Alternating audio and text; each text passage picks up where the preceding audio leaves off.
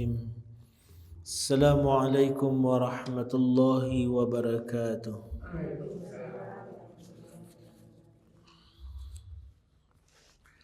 Alhamdulillahilladzi ja'alana wa iyyakum min ibadihi as-salihin. Asyhadu an la ilaha illallah wahdahu la syarika lah.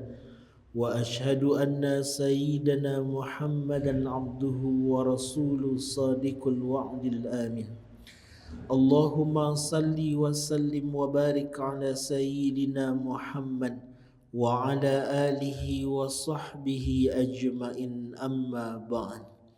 Yang kami muliakan dan kami hormati Bapak dan Ibu kaum muslimin wal muslimat, yang insya-Allah pada hari ini kita dirahmati dan dimuliakan oleh Allah Subhanahu wa taala. Ucapan rasa syukur kembali kita sampaikan kepada Allah dengan ucapan alhamdulillahirabbil alamin. Pada hari ini Allah masih memberikan kita nikmat yang luar biasa.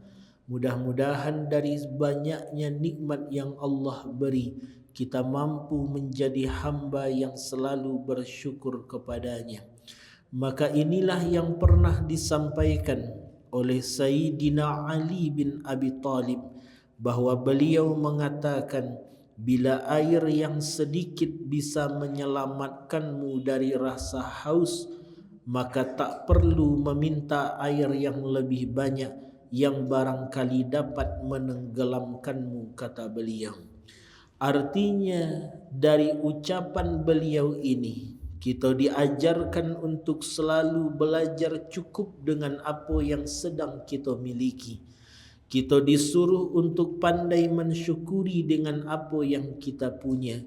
Maka mudah-mudahan kita tergolong kepada hamba-hamba yang bersyukur kepadanya. Kemudian salawat dan salam tak lupa-lupanya kita kirimkan kepada baginda Nabi sallallahu alaihi wasallam. Allahumma salli ala Sayyidina Muhammad wa ala ali Sayyidina Muhammad. Maka mudah-mudahan insya-Allah dengan salawat-salawat yang selalu kita sampaikan, kita semua kelak nanti akan memperoleh syafaatnya Rasul sallallahu alaihi wasallam. Bapa dan Ibu yang dirahmati dan dimuliakan oleh Allah Subhanahu wa taala, pada hari ini kita akan melanjutkan pembahasan kita selesai sudah pada bulan yang lalu dalam bahagian terakhir dalam surah Ar-Rahman.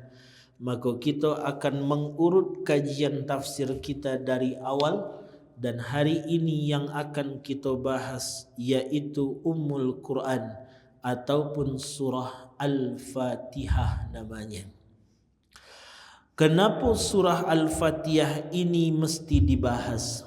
Karena memang surah ini adalah satu-satunya surah yang dijadikan rukun oleh Allah di dalam salat kita. Ada 114 surah di dalam Quran, tapi kenapa kemudian hanya Al-Fatihah nan menjadi rukun di dalam salat?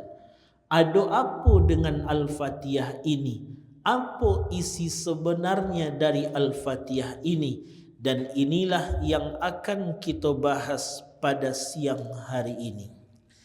Kita mulai pembahasan dari nama suratnya terlebih dahulu. Dinamakan oleh Allah Subhanahu wa taala surah yang pertama dalam mushaf Al-Quran dinamakan dengan surah Al-Fatihah namanya. Kalau kita melihat Bapak Ibu bahwa surah Al-Fatihah ini adalah surah yang sangat spesial, karena banyak sifat-sifat baik yang Allah lekatkan kepada surah ini sebagai untuk menunjukkan bahawa surah ini memiliki keutamaan atau kemuliaan. Apa saja dibalik daripada surah Al-Fatihah ini, maka surah Al-Fatihah ini berbagai macam para ulama mengatakan bahawa surah Al-Fatihah ada juga yang mensifati Al-Fatihah ini dengan Asy-Syafi namanya. Jadi ada kalau Al-Fatihah ini disifati dengan Asy-Syafi. Kita lihat surah Al-Fatihah.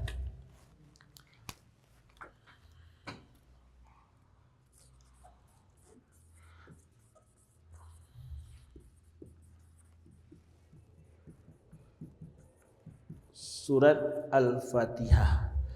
Surah ini memiliki kandungan yang banyak. Ada kalau disifati kemudian surah ini dengan Asy-Syafi, yang berarti penyembuh namanya.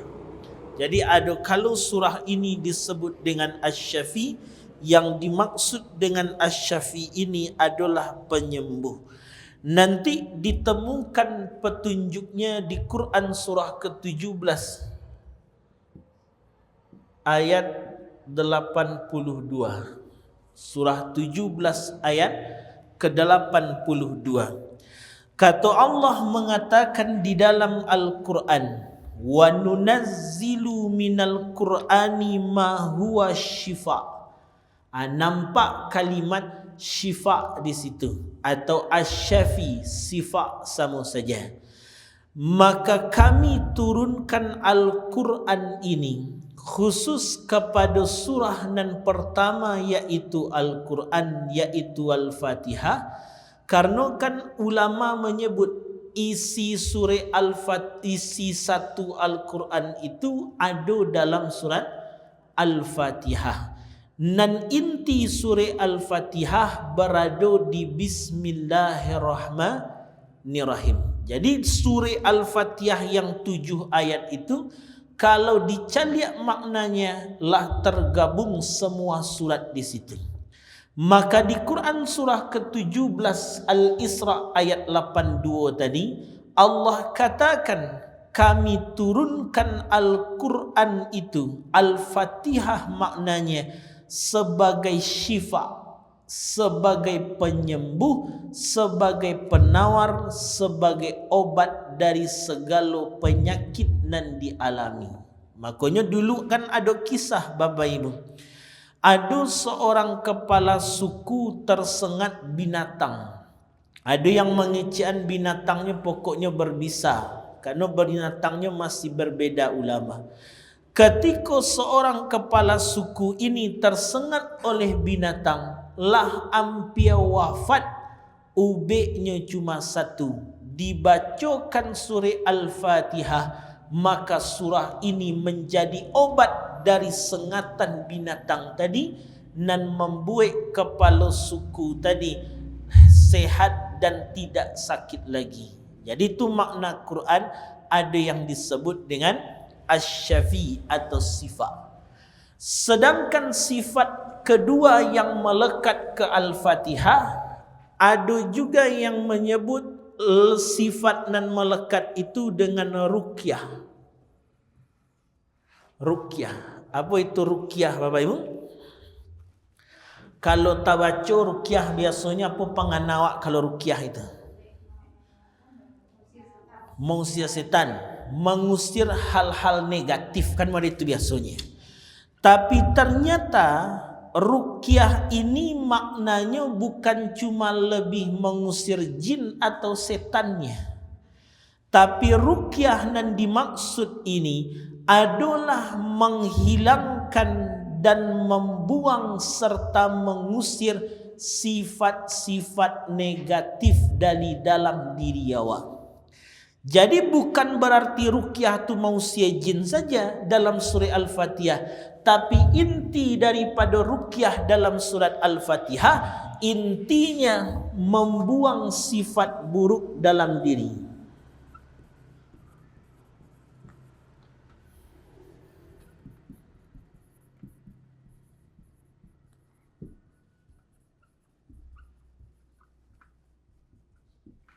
Membuang sifat buruk di dalam diri.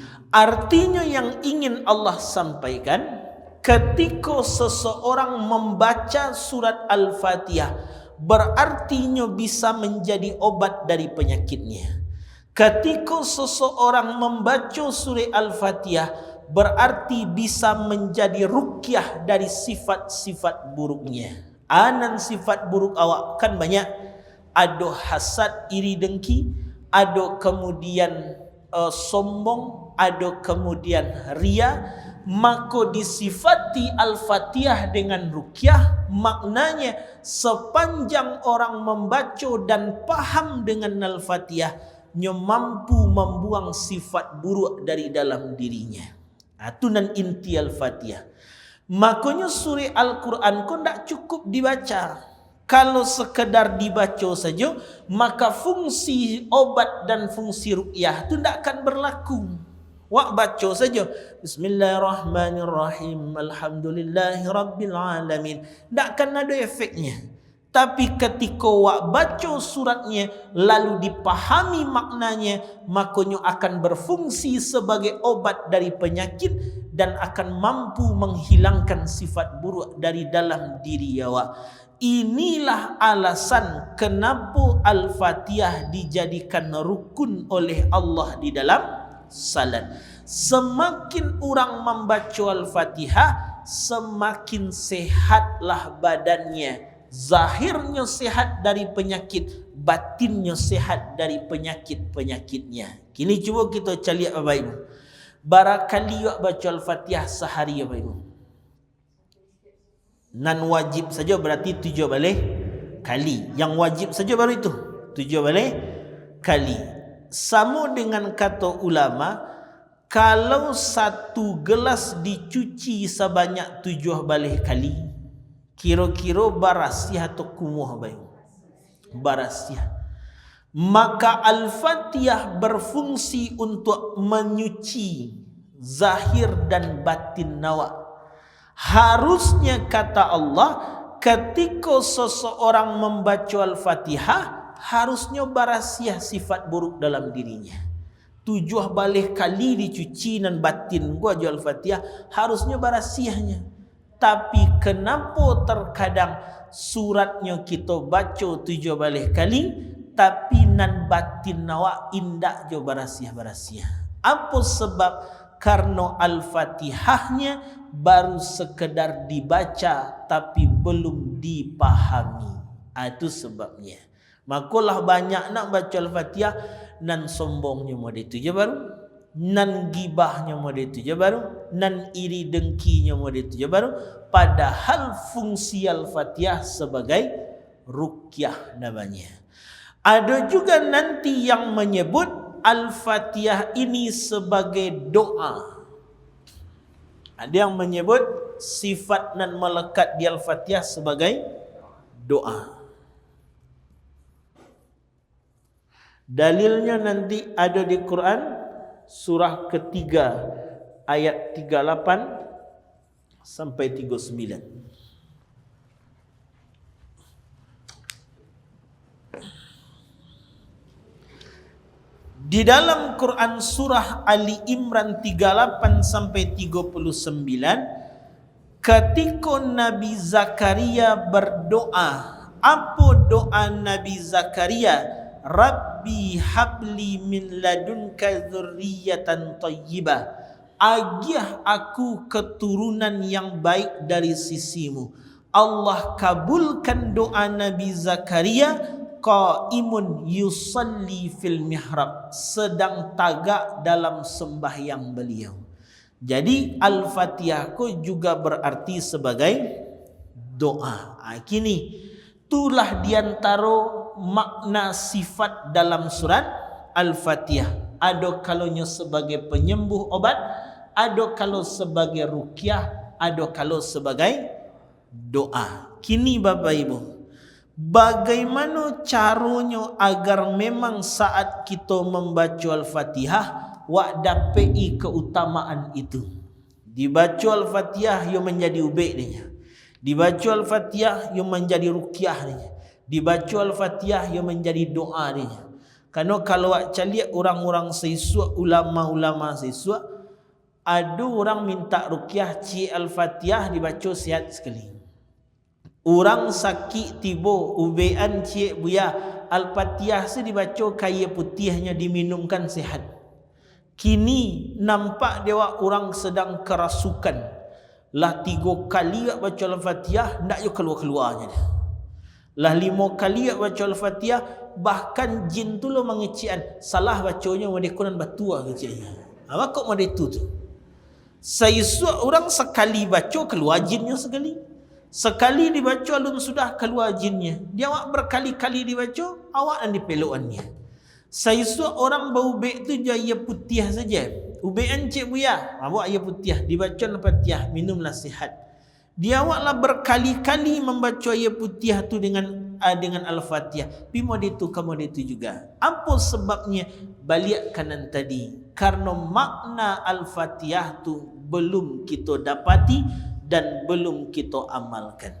Maka ini nan akan kita lihat dari apakah makna dari surah Al-Fatihah, yaitu surah yang pertama di dalam mushaf Al-Quran.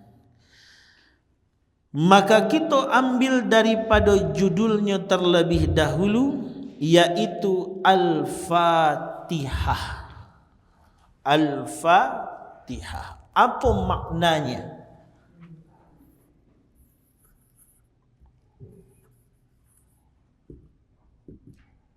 Al-Fatihah. Kalau ingin kita tahu maknanya bagi 2 dulu. Berarti ada ada kemudian Fatihah.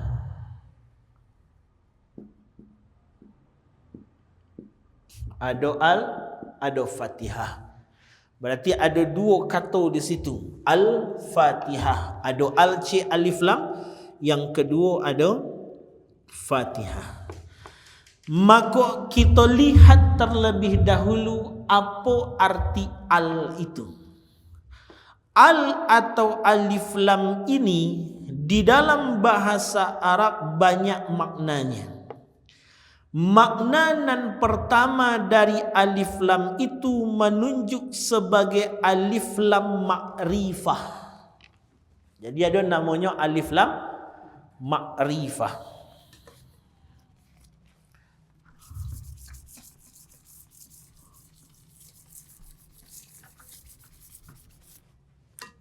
Kota belakang ini siapa? Ada alif lam pertama sebagai alif lam ma'rifah. Ma'rifah itu artinya khusus. Jadi kalau dia gih alif lam biasa maknanya khusus, bertunjukkan pena. Qalamun, ko pena. Kalau pena tu bahasanya kalam dalam bahasa Arab. Kalau tidak pakai alif lam, kalam berarti umum. Boleh jadi pena nama pakcik, pena yang ibu pegang, atau pena yang bapa dan orang lain pegang. Agihkan alif lam di depannya menjadi al-qalam. Berarti khusus jadinya leh. Pena dan kuah, indak dan lain. Jadi makna alif lam itu yang pertama mengkhususkan. Jadi khusus, ma'rifah atau khusus. Jadi makna alif lam itu adalah khusus. Jadi ketikanya tidak pakai alif lam umum, ketikanya pakai alif lam khusus. Nanti ibu lihat, nanti bapa lihat di surah lain. Di surah Alam Nashrah laka sadrak fa inna ma'al usri yusra. Lihat kan nanti Al-usri yusra.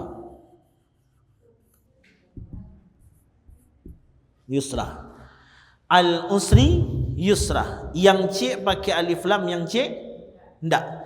Artinya apa ibu? Kesulitan. Kalau kemudahan. Beda. Yang kesulitan pakai alif lam, yang kemudahan tidak pakai alif lam. Kalau secara terjemahan setiap kesulitan ada kemudahan. Tadi makna alif lam apa salah satunya itu? Khusus. Berarti kalau bawa ke maknanya, setiap satu kesulitan yang khusus atau jelas Setiap satu kesulitan yang khusus atau jelas yang Allah berikan ke seorang hamba, yusra. Kalau tidak pakai alif lam berarti maknanya umum atau tidak jelas. Kalau kesulitan pakai alif lam, khusus atau jelas. Setiap satu kesulitan yang jelas Allah agih ke seorang hamba, Allah sudah siapkan kemudahan-kemudahan yang tidak diketahui oleh setiap hamba. Jadi tu kalimat penenang sedang diuji pun oleh Allah, tidak usah ngeluh. Kenapa tidak boleh ngeluh? Cie kesulitan dan jalih engkau terima, aku siapkan kemudahan yang indah engkau ketahui banyak umum jumlahnya. Jadi beda cie pakai alif lam, cie tidak. Jadi cie alif lam saja menentukan maknanya. Jadi kan dahsyat itu. Cie sulit dan kau doi, banyak kemudahan dan kusiapkan ganti dari cie kesulitan tu. Makanya tidak pakai alif. Kalau dia gih Allah alif lam disiko, berarti satu kesulitan diganti dengan satu kemudahan khusus. Tapi kau tidak pakai alif lam, berarti satu kesulitan diganti dengan banyak kemudahan yang indah engkau ketahui. Itu makna alif lam. Berarti makna alif lam kau adalah pertama makrifah khusus. Sama dengan kalimat lain, alhamdulillah pakai alif lam lain. Ya. Berarti kalau alhamdulillah pakai alif lam, hamdulillah. Apa arti hamdu? Pujian bagi Allah. Dia gih alif lam di mukanya.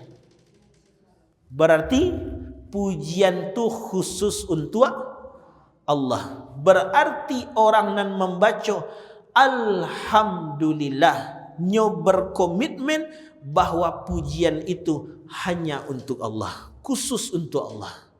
Tapi kadang kan ada loh dia anak juara sekolah santiang. Ketika anak santiang juara satu, sudah juara satu, hafalan Qurannya ditahfiz santiang pula. Dipuji di orang, yo santiang anak ya, berbeda pada anak-anak dan lain. Dan lain ko mada-mada, baraja malih. Kalau anak ibu yo santiang yo, saulah juara lolai. Alhamdulillah. Cukup sampai sinan. Karena pujian kun tua Allah. Jangan ditambah alhamdulillah, sial orang gaiknya ndak madikogo. Jadi itu kata-katanya. Berarti kalau awak mengecen sia orang gaiknya, jo awak ge ingin dipuji, berarti ndak betul kalimat alhamdulillah tadi. Kenapa alif lamnya khusus tapi awak ingin jo dipuji? Berarti alun makna alhamdulillah. Jadi makna al itu makna pertama adalah khusus. Jadi setiap ada al biasa umumnya maknanya khusus. Jadi kalau alhamdulillah berarti khusus puji-pujian tu hanya untuk Allah. Nega santiang bana pak jibu kau bangun lo ruko 3 tingkek cik 8 pintu misalkan. Alhamdulillah. Sampai situ salah. Yo alhamdulillah, segala puji untuk Allah, yo untuk Allah khususnya. Ijan dikecian pula santiang napa ibu tawek ruko 3 tingkek 8 pintu. Ya alhamdulillah lah. Dek le sungguh usaha sana yang kau ndak sungguh kerajaan nak tagak le ko doh. Kau ndak alhamdulillah ke doh.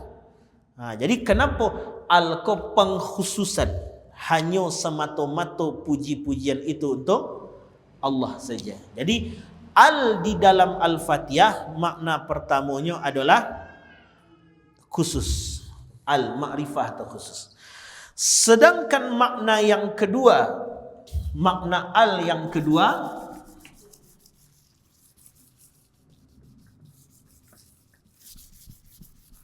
makna al yang kedua dimaknai dengan istighraq.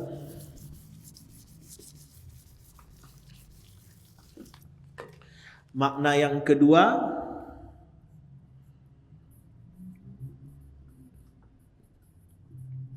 istighraq. Makna alif lam yang kedua adalah istighraq. Apa itu istighraq? Menunjuk kepada fungsi dan hikmah bagi kehidupan. Kalau ma'rifah tadi menunjuk khusus. Kalau istighraq menunjuk kepada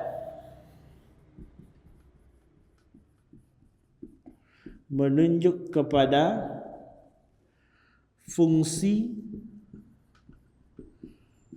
dan hikmah bagi kehidupan.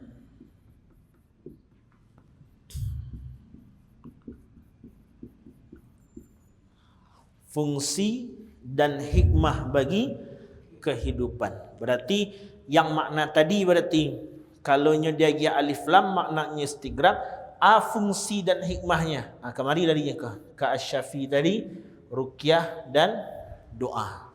Jadi itu maknanya, ada fungsinya. Berarti Allah menyebut surat ini dengan Al-Fatihah ingin menunjukkan bahasa surah ko ada fungsinya. Surah ko ada hikmahnya bagi kehidupan. Apa fungsi dan hikmah bagi kehidupan? Ada kalau surah ini berfungsi untuk obat, ruqyah dan juga doa. Itu dari lafaz al-nya saja. Karena memang dalam ilmu Quran itu kan ada beberapa. Pertama, Quran tu memang diajarkan membaca. Makanya Nabi Muhammad tu ketika diutus Bapak Ibu, tugasnya tidak membacakan ayat Quran saja. Tugas Nabi Muhammad membacakan ayat Quran, mengajarkan isinya dan hikmahnya. Tu kok dikaji Al-Fatihah. Kenapa Al-Fatihah dikaji? Supaya tahu hikmah dari Al-Fatihah. Karena tugas Nabi Muhammad tu memang 3. Nanti bisa diceliak di Al-Baqarah 129. Tugas Nabi Muhammad tu pertama membacakan ayat-ayat Allah. Tugas kedua mengajarkan maknanya. Dan yang ketiga mengajarkan hikmahnya.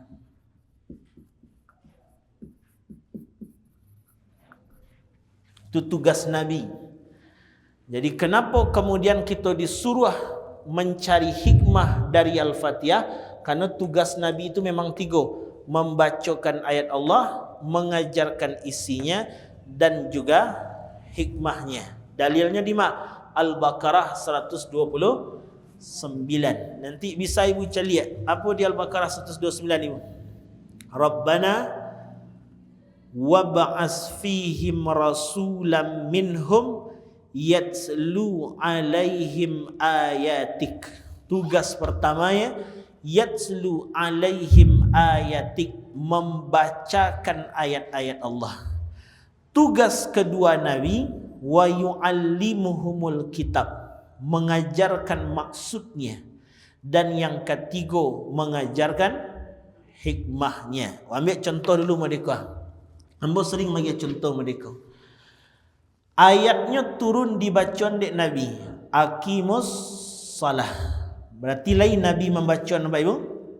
Lah dibaca Nabi ndak aqimus salah. Allah atau belum? Allah kanlah tiba di Qurannya dia waktu ini tu. Tandalah Nabi menyampaikan. Sudah dibacakan Nabi aqimus salah, lah diajarkan Nabi ba'a sembahyang itu. Sudah. Kau dek tahu kini sembahyang kau tagak ada rukuknya, dek tidak siapa mengajarkan Rasul. Nan ketiga tugas Nabi sudah dibacakan ayat perintah sembahyang, diajarkan maksud makna cara sembahyang. Nan ketiga hikmah sembahyang tu apa? Tu tugas Nabi itu. Makanya cuba cek kita salat, lah tahu cara salatnya sudah. Lah ngaji fikih wak. Lah tahu wak hikmahnya, kadang ko yang alun leh. Contoh dalam doa iftitah saja, doa iftitah tu kan banyak macamnya. Kalau yang paling familiar di tengah-tengah awak cuma 2. Ada kalau kabirau cie, ada kalau Allahumma ba'id. Ketika dua ini menjadi bacaan yang banyak dibaca dalam salat, kira-kira hikmahnya lah dapat atau lun Bapak Ibu. Bakok kabirau dibaca, bakok Allahumma ba'id. Bapak Ibu salat baca kabirau atau Allahumma ba'id? Oh, ganti-gantian. Kadang kabirau, kadang Allahumma ba'id. Apa makna kabirau dan apa Allahumma ba'id? Kadang awak selalu bertengkar dengan sesuatu yang tak penting. Ibu baca apa? Ambo baca kabirau. Bakok ndak Allahumma ba'id. Allahumma ba'id itu punya Muhammadiyah tu. Ambo NU. Itu jawabannya. Tanya lo apa baca Pak? Allahumma ba'id. Bakok ndak kabirau. Ambo Muhammadiyah. Allah kabirau tu punya NU tu. Sejak bila lo Nabi mengician nan kabirau untuk NU yo, nan Muhammadiyah untuk Muhammadiyah yo, yang Allahumma ba'id lai pernah Nabi ngician? Tidak. Ijan itu yang dibahas, tapi apa yang dicari? Hikmahnya. Kapan Nabi membaca kabirau? Kapan pula Nabi membaca Allahumma ba'id? Ternyata Nabi itu membaca Allahumma ba'id kebanyakan di salat-salat siang. Banyaknya. Sedangkan kabirau dibaca oleh Rasul kebanyakan pada salat-salat malam. Kenapa Nabi banyak membaca Allahumma ba'id di salat siang? Manan banyak Bapak Ibu salah wa ke Allah siang atau malam? Banyak siang. Kalau malam kau lalu saja kau. Banyak siang. Maka kalau awak berbuat kesalahan kepada Allah, namanya khata namanya. Kita ambil ikut dulu. Nanti kita larikan ke Al-Fatihahnya. Satu salahnya namanya khata. Lalu kalau banyak salahnya, berubah kalimatnya menjadi khataya. Itu banyak salahnya. Cik salahnya khata, banyak salahnya khataya. Kira-kira Bapak Ibu buat salah ke Allah banyak atau cik sehari? Banyak. Berarti kalimatnya banyak. Bapak Ibu akui apa tidak? Kalaunya diakui dalam bahasa Arab, tambahkan ya di belakangnya. Berarti khataya ya. Cuba baca doa Allahumma ba'id.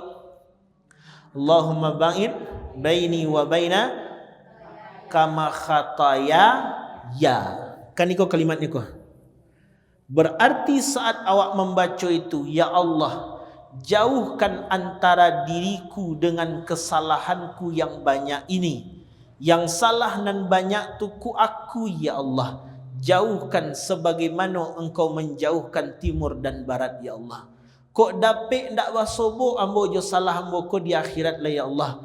Kok dapat ndak bertemu ambo dengan kesalahan ko di akhirat, ya Allah. Ampunilah. Itu kok siang dibaca Nabi. Dek salah wak banyak siang. Sedangkan kabirau tu dibaca Nabi malam. Karena malam ko waktu nan dekat dengan Allah. Pakai bahasa yang menyentuh. Salah satunya kabirau.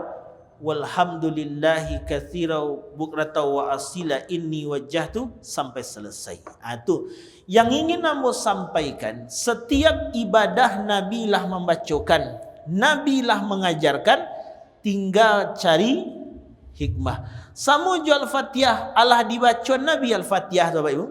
Kan Allah lah tiba kawak diajarkan dek Nabi maknanya, dia tahu dek Nabi hikmah surah Al-Fatihah. Ikut nak kaji. Salah satunya dari alnya saja ada dua. Cik menunjuk khusus, cik menunjuk bahasa Al-Fatihah ko ada hikmah bagi kehidupan awak. Itu nan makna dari alnya. Ada pertanyaan Bapak Ibu? Kira-kira paham atau tidak Bapak Ibu? Atau masih ragu? Kok diam sih buah? Diamnya itu antara paham dengan ragu. Nanti bertemu itu. Nanti yang jalih alnya untuk itu dulu. Sudah tu kita masuk yang kedua ke Fatihah. Apa itu Fatihah? Secara bahasa diartikan dengan pembuka. Kan itu tadi. Berarti Fatihah itu artinya pembuka. Kita hapus. Nanti dapat Bapak Ibu makna Al-Fatihah. Usai sedap. Kau saya tinggal cek dulu makna al itu biar mudah memahami.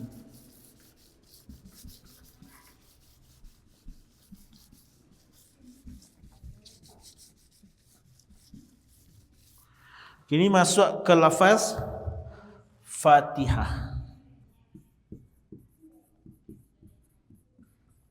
Secara terjemahan Fatihah itu artinya pembuka. Tapi kata para ulama, Fatihah itu dengan makna pembuka segala yang baik-baik. Jadi Fatihah itu artinya pembuka segala yang baik-baik. Pembuka segala yang baik-baik.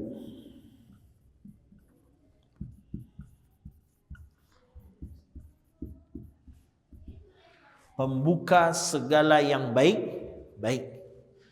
Itu maknanya. Makna dari Fatihah itu pembuka segala yang baik-baik. Makanya Bapak Ibu pernah hendak dengar istilah Fathu Makkah? Pernah Ibu? Kalimat Fathu itu Fathu Makkah. Kan dari sama je Al-Fatihah. Fatihah. Fathu Fatihah. Apa maksud dari Fathu itu? Membuka segala kebaikan. Ketikalah masuk Islam itu ke Mekah, datangnya Islam ke Mekah, maka membuka segala kebaikan. Caliak pula kemudian nanti ketika namanya Fathu Makkah, berarti saat masuk Islam ke dalam kota Mekah, nan dibawanya adalah Fathu, segala kebaikan. Makanya banyak nanti istilah nan membawa nan elok tu namanya Fathu. Ada Fathu Makkah, ada Fathu Andalusia. Maka apa maknanya? Ketika disebut dengan Fathu, maka orang Islam kemanapun ia pergi dan dimanapun ia berada, ia mesti membuka kebaikan-kebaikan di sekitar ia tinggal. Jadi kalau dibaca surah Al-Fatihah, arti Fathu itu artinya, arti Fathu itu dimanapun orang Islam berada, nya mesti kemudian membuka kebaikan di situ. Maka Bapak Ibu karajo di kantua, berarti awak nak buka kebaikan di sini. Dia awak orang Islam. Itu makna Al-Fatihah. Ketika awak kemudian karajo di satu tempat, awak nak buka kebaikan di sini, maka disebut dengan Al-Fatihah. Kini awak cari leh. Apakah makna Al-Fatihah itu sebenarnya? Jadi dapat al-nya menunjuk makrifat khusus, sedangkan Fatihahnya pembuka segala yang baik-baik. Gabungkan Al-Fatihah. Apa gabungan dari Al-Fatihah ini? Allah ingin memberikan satu gambaran. Ada satu surat kata Allah, yang mana surat ini khusus aku berikan kepada Muhammad dan umatnya. Berarti khusus. Jadi makna Al-Fatihah ko, al berarti khusus, Fatihah pembuka yang baik-baik. Berarti yang maknanya Al-Fatihah, Allah ingin magih tahu, aku berikan satu surat yang khusus, satu surat yang khusus hanya untuk Muhammad dan umatnya. Makanya Bapak Ibu calik, tidak ada nabi-nabi sebelum yang dapat surah Al-Fatihah, tidak ada. Jadi surah Al-Fatihah ku hanya diagi Allah untuk Nabi Muhammad jawab umatnya saja. Makanya tu kok diagi al mengkhususkan. Khusus surah ku hanya untuk Muhammad dan umatnya. Ada satu surat kata Allah yang surat ini khusus aku turunkan untuk Muhammad dan umatnya. Andailah umatnya memahami isi dari Al-Fatihah itu, maka akan terbukalah segala kebaikan di dalam hidupnya. Itu nan arti Al-Fatihah itu. Jadi kalau secara terjemahan Al-Fatihah artinya pembuka. Cuma itu saja. Al-Fatihah pembuka, Al-Fatihah pembuka. Kan itu saja. Tapi kalau dimaknai Al-Fatihah itu satu surat nan khusus Allah turunkan untuk Muhammad dan umatnya, dan andai umatnya mengetahui isinya, maka akan terbuka segala yang baik-baik di dalam hidup umat Nabi Muhammad itu. Itu makna Al-Fatihah. Berarti kira-kira Bapak Ibu, dahsyat tak isi surah Al-Fatihah kira-kira? Kalau Allah mengecekan, kok lai dipahaminya di umat Nabi Muhammad, surah ko terbuka segala nan baik-baik dalam hidupnya. 7 ayat tapi bisa membuka nan elok-elok dalam hidup awak. Makanya saking spesialnya surat ini dibuka dalam mushaf Al-Quran dan juga kemudian dijadikan rukun di dalam salat kita. Itu nan makna dari surat tadi, judulnya bernama Al-Fatihah. Lah ibu tulis apa makna Al-Fatihah tadi bu? Lah belum? Lah belum? Atau mau bacakan? Al-Fatihah, satu surat khusus yang Allah berikan, satu surat khusus yang Allah berikan kepada Nabi Muhammad dan umatnya. Satu surah khusus yang Allah berikan kepada Nabi Muhammad dan umatnya.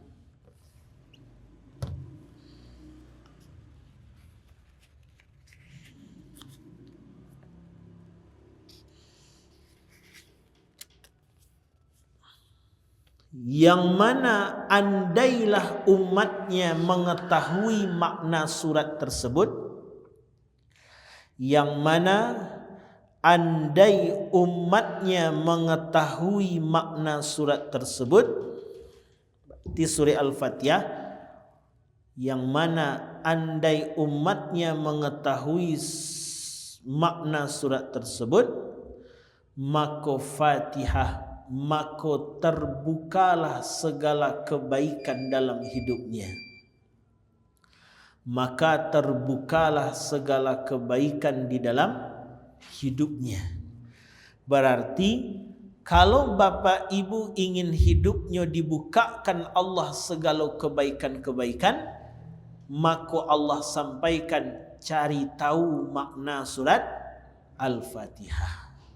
Jadi kalau ingin elok hidup wak, bekerja wak elok, ketika wak berdagang wak elok, di rumah tangga wak dapat kebaikan, di pekerjaan wak dapat kebaikan, di lingkungan masyarakat wak dapat kebaikan, hidup di atas dunia wak dapat kebaikan. Kalau ingin semuanya dapat kebaikan, maka pelajarilah satu surat khusus nan aku agihkan bernama Al-Fatihah.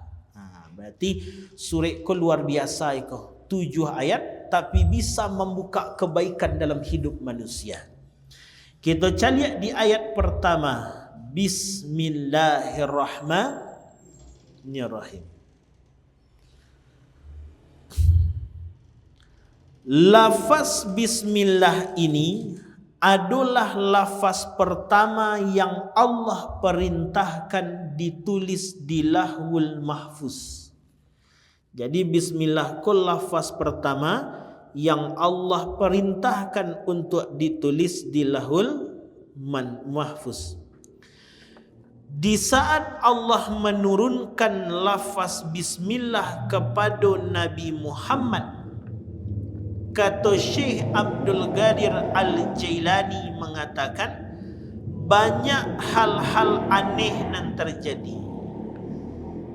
Jadi waktu lafaz bismillah ko turun ke Nabi Muhammad, banyak hal-hal aneh yang terjadi. Apa saja? Kala itu ada awan yang menaungi daerah Arab. Jadi ada awan tapi khusus menaungi daerah Arab saja saat turunnya bismillah kepada Nabi Muhammad. Dan di saat itu Arab tu mendapati angin yang tenang. Biasanya anginnya kancang-kancang kabui sinan. Kini keadaan cuaca sinan, anginnya tenang, suasananya diam, awan melindungi daerah Arab sehingga ndak angin bana di sinan waktu itu. Bila itu terjadi saat Allah menurunkan bismillah kepada Nabi Muhammad. Berarti lafaz bismillah ko lafaz yang spesial ko. Lafaz yang spesial. Makanya wajar Nabi mengatakan dalam ucapannya, kullu amrin dibalin la yubda bi bismillah. Setiap urusan dan pekerjaan yang tidak dimulai dengan bismillah, maka terputuslah. Apa yang terputus? Kebaikan dan keberkahannya. Jadi asik kerajo kalau tidak dimulai dengan bismillah, putih kecik Nabi. Hanya nan putih, pahalanya, berkahnya dan juga kebaikannya. Makan awak parik dan kanyang, tapi berkah je kebaikannya dapat apa ibu? Tidak dapat kalau tidak pakai bismillah. Itu kata Rasulullah. Maka apa makna dari bismillah? Makna dari bismillah, kita cari singkat saja, bismi.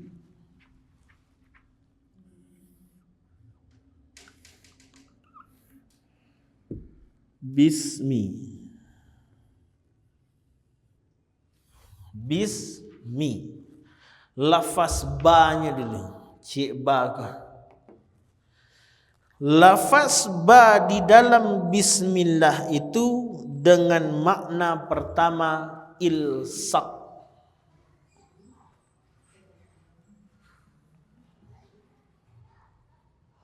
Jadi makna huruf ba di situ adalah ilsaq. Ilsaq berasal dari kata lasaq. Lasaqa. Lasaqa. Lasak. Apa arti dari lasak? Sesuatu yang menempel. Jadi makna ilsak apa ibu? Sesuatu yang nempel.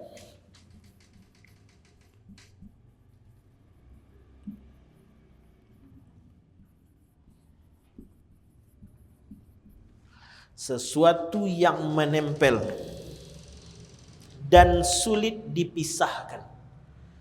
Sesuatu yang menempel dan sulit dipisahkan. Itu arti dari ilsaq.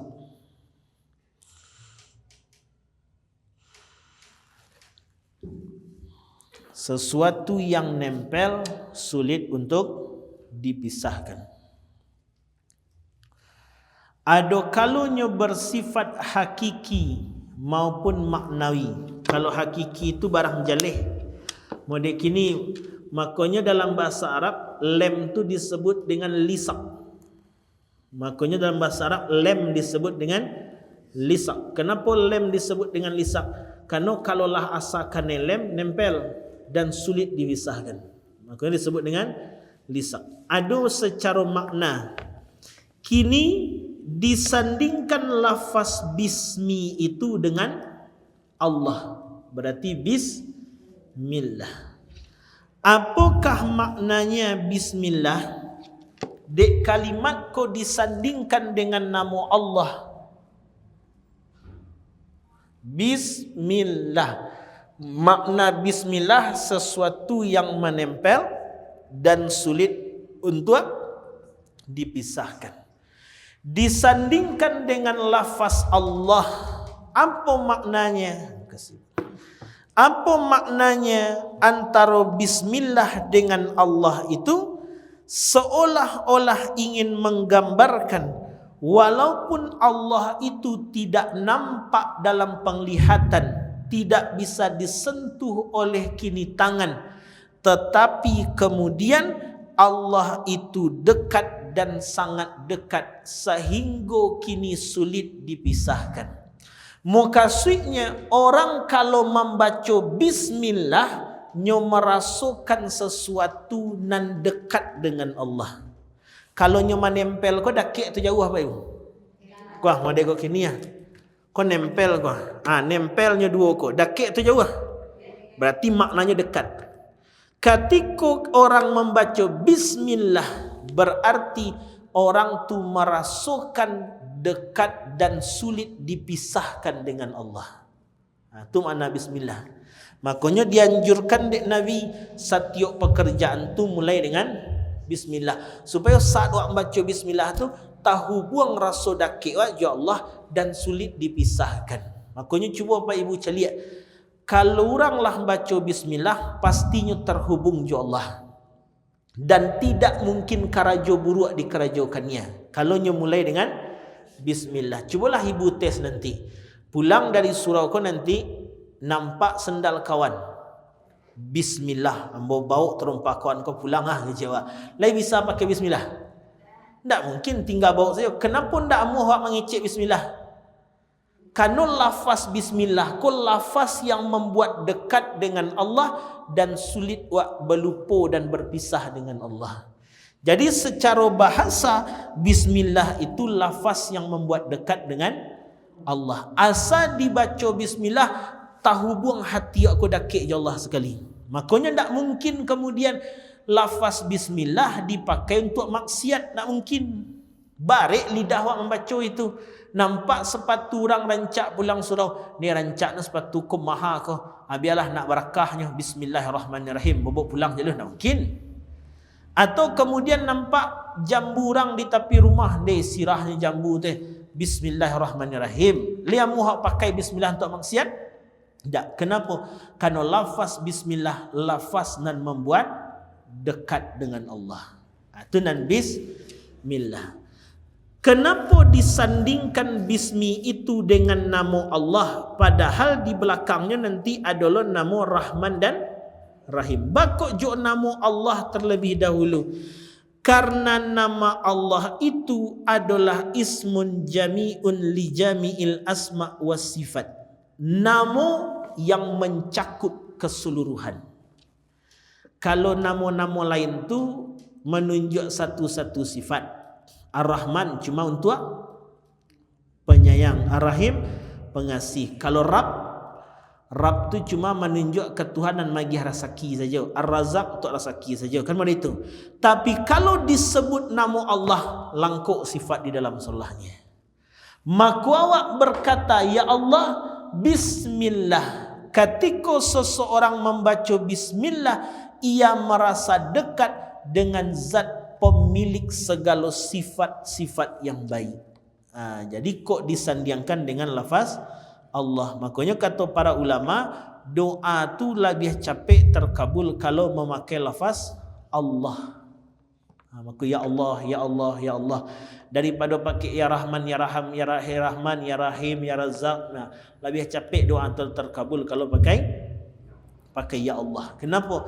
Di lafaz Allah tu tergabung sadualahnya, tergabung semuanya. Makanya tu nan disandingkan bismillah. Berarti bismillah kul lafaz yang membuat dakik dengan Allah, saking dekatnya sulit untuk dipisahkan. Itu namanya bismillah. Disandingkan lafaz bismillah itu kemudian dengan Rahman dan Rahim. Apa itu Rahman?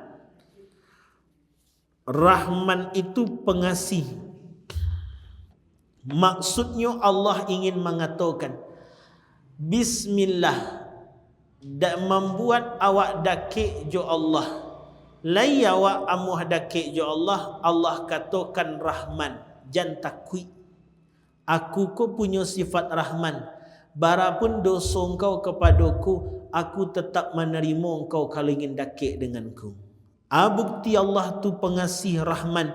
Buktinya caliaklah, jangan yang Muslim, non-Muslim saja dikasihi jadi Allah. Lah jalih-jalihnya menolak Allah, hendak beriman ke Allah, masih dia gih je rasaki, dia gih je angok, dia gih je ini itu dan sebagainya. Tanda Allah tu bersifat pengasih Rahman. Caliak bayi dalam perut. Bayi dalam perut tampaknya ketik 9 bulan tu dalam ni. Taganang-ganang jo air tadi. Tapi sihat je, hidup je, baranguk je, batu. Tanda Allah pengasih. Maksud dari Bismillahirrahmanirrahim. Apa maknanya? Kalaulah engkau ingin dekat kepadaku, dekatlah. Tak usah ragu. Batu ya Allah, kerana aku punya sifat pengasih. Siapapun orang nan ingin dekat denganku, aku terima kedekatannya, walaupun dia punya sifat dan masa lalu nan kelam dalam hidupnya. Jadi walaupun buruk na masa lalu, pernah awak membunuh orang 100 orang, pernah awak membunuh orang, kini awak kuburkan hidup-hidup atau yang dia diberita dimutilasi 63 bahagian. 63 bahagian. Lain model tu nak buruknya. Tetapi engkau ingin dakik, jangan rusuh. Rahman, aku ko pengasih. Yang non-Muslim saja aku kasihi, apalagi yang lain beriman kepadaku, pasti lebih aku kasihi. Makanya yang disebut di Allah dari sifat Rahman, maka orang-orang nan babuat dosa tu jangan dicela. Jangan dicela. Kadang ada orang buat buruk, ada aibnya wak cela. Jangan dicela. Kenapa nak boleh dicela? Orang yang maksiat tu jangan dicela, dihina dan direndahkan, namun disayangi dan dinasihati dengan cara mendoakan yang terbaik. Kenapa? Allah saja punya sifat pengasih. Makanya dulu Nabi Muhammad kan pernah ada orang ngadu ke Nabi Muhammad, "Ya Rasul, aku pernah membunuh sebanyak 100 orang. Laikah mungkin aku dapat ampunan Allah?" Kecik Nabi tak boleh. Engkaulah diazab lawanci Allah. Turunlah malaikat Jibril magih khabar, "Hai Muhammad, nan mengampuni sia, engkau atau aku?" "Engkau ya Allah." "Maka aku ampuni hamba tadi dek sifat pengasih Rahmanku," kata Allah. Jadi maksudnya dakiklah Rahmannya untuk semua makhluk, sedangkan Rahimnya untuk khusus untuk hamba dan beriman saja. Itulah umumnya dari Bismillahirrahmanirrahim. Ingin wak jalihkan sedikit lagi Bismillah, tapi intinya itu sajalah. Karena waktu asar wak lah hampir masuk pula 22 asar wak. Kinilah jam 15.15. Tinggal 6 menit lagi. Jadi itulah gambaran umum dari makna surat Al-Fatihah. Jadi surat Al-Fatihah adalah satu surat khusus dan Allah turunkan kepada Muhammad dan umatnya. Andai kemudiannya bisa memaknai, maka akan terbuka segala kebaikan dalam hidupnya. Akah maknanya? Dan pertama Bismillah. Siapapun orang yang membaca Bismillah, pastinya terhubung dekat dengan Allah dan sulit dipisahkan. Sepanjang orang baca Bismillah, maka Allah akan jauhkan ia dari keburukan. Kalaulah jauhnya dari buruk, berarti ia akan dekat dengan kebaikan. Itulah nan Bismillahirrahmanirrahim. Ada tanya apa ni Bu? Cukup pas. Iya Bu.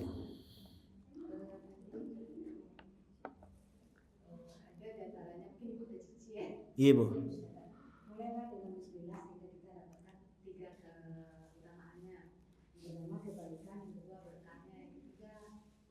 Oh iya. Keberkahan, kebaikan dan kemuliaannya.